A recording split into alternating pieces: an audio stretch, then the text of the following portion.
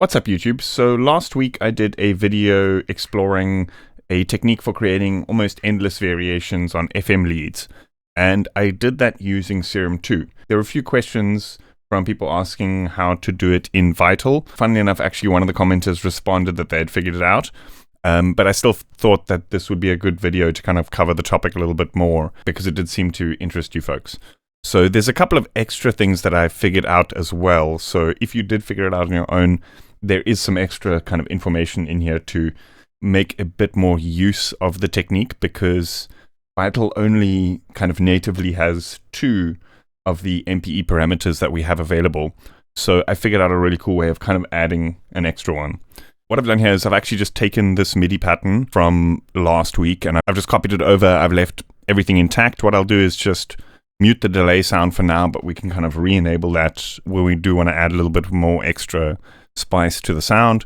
But here I've got an init patch and I'm going to show you guys how to set this up. So firstly, let's create a really basic FM sound. Let's go with a basic shapes on oscillator 1, and let's go with a harmonic series on oscillator 2.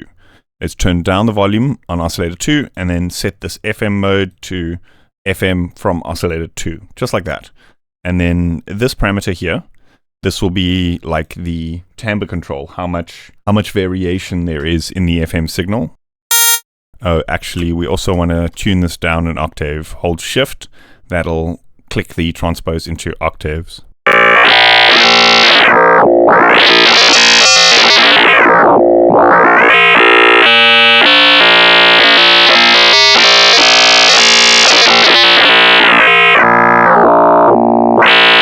Cool, then we want to add a bandpass filter. So let's set this to analog 24. Let's turn this over to the middle, so that's a bandpass sound.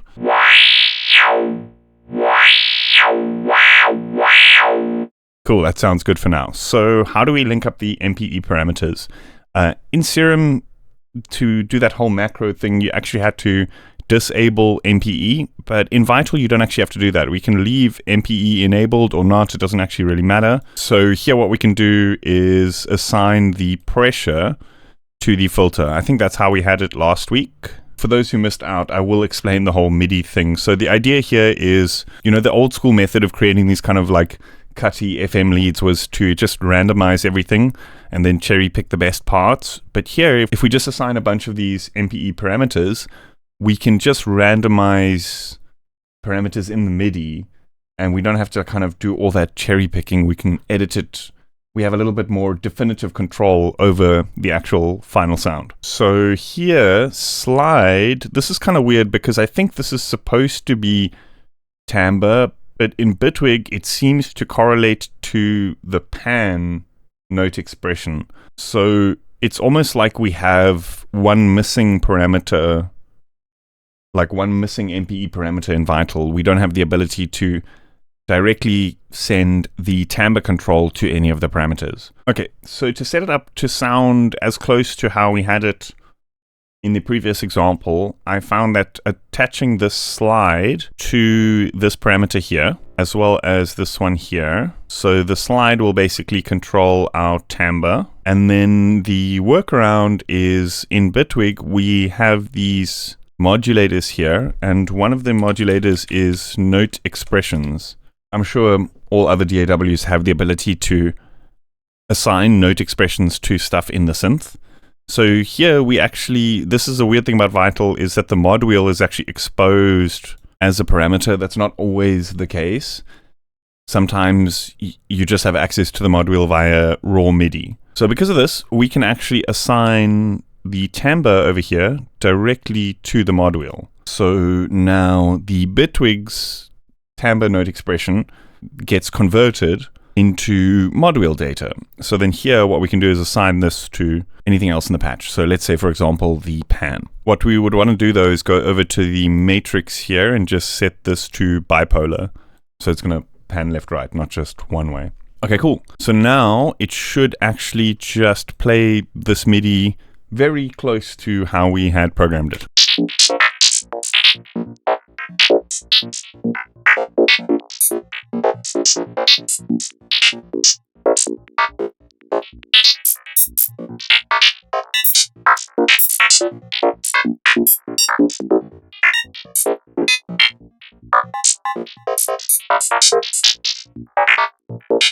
Cool, so let's add this delay back here.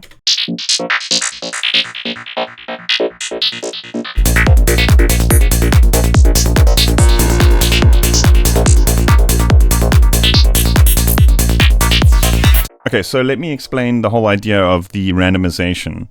So here, like I said, instead of assigning randoms in the actual synth and then cherry picking the best parts, what we do is we just take these notes and we assign random MPE parameters here. So we have access to timbre, pressure, and pan. So what we can do here is, I'm sure other DAWs have this as well, but here we have the ability to use this chaos. And then what this does is it basically, let's actually just open the pan, so you can actually see it kind of randomizing everything. So we can then also scale it up and down and all around. So we can kind of transform this kind of MIDI data on the fly. Then we can also go in here and actually edit each step. So again, this is more definitive than the kind of old school method, because say, for example, we don't like something, but there's only one small thing that we don't like. We don't have to like render out a whole new pass of the sound and modulate things exactly. We can kind of just change the parameter directly here within the MIDI. Okay, so let's play with the pressure.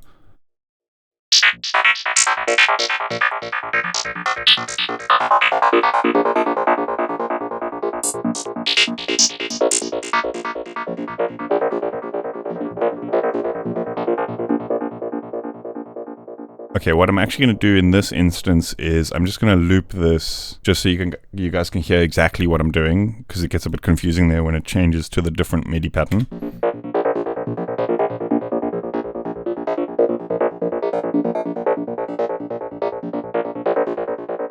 Another cool thing is that we can actually just select individual parts here and say, like, modulate this in a sort of wider random range.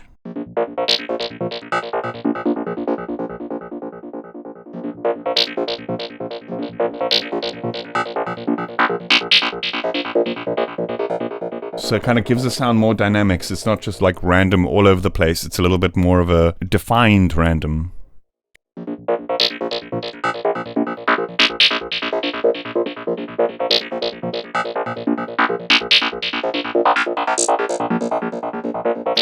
Another thing I like to do is just use this mean parameter to just shift the things like up and down. So you still kind of have this randomized shape, but now you can kind of choose where in the frequency range. So for example, this is the cutoff frequency that we're modulating.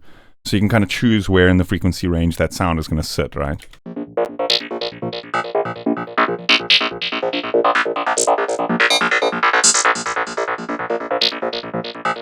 And again, the reason that this is so powerful is that we're now not limited to just like random on every 16th. We can also do these kind of shapes where it's more legato, and we can just modulate like with like a LFO like motion, you know.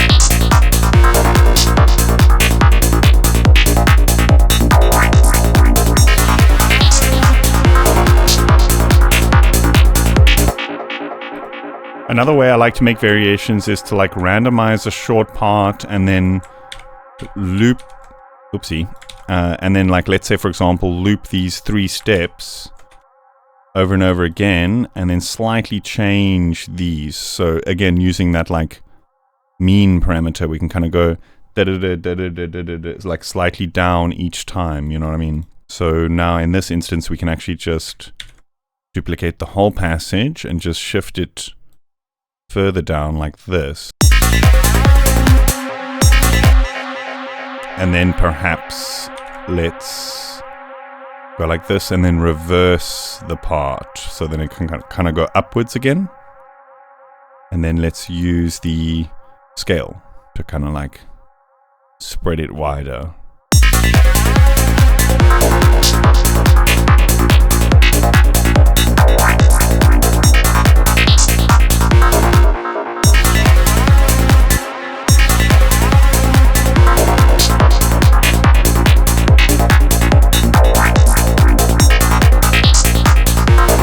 Okay, another really cool extra thing is to use something like humanize and then turn these down and then use this chance parameter. So essentially what this is doing, it's like a probabilistic gate. So it is only going to allow, let's say we dial in 40%, it's only going to allow 40% of the MIDI notes through to the synth. So if we say dial it into like 30%, duplicate this and add this to last week's example. Now, if we play them together, it's going to kind of do a bit of a juggling pattern where for one track, 30% of the time is going to actually allow the MIDI through, the other one, same thing. So let's actually just mute these two, solo these 2 examples.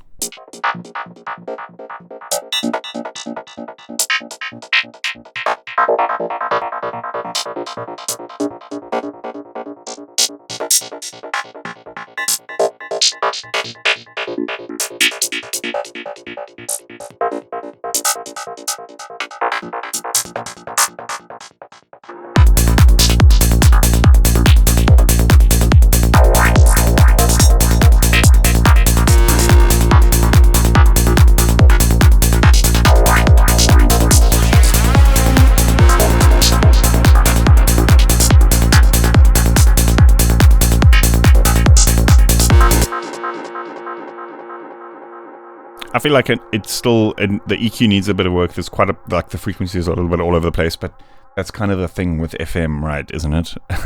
It's always a little bit of an unruly beast to deal with in the mix. Cool, yeah, that's about it. I hope you guys enjoyed that. I'm going to be uploading this Vital preset to my Patreon along with, like I did with the Serum preset to my Patreon for all my $5 supporters. So if you want to know what that's all about, check out the link in the description.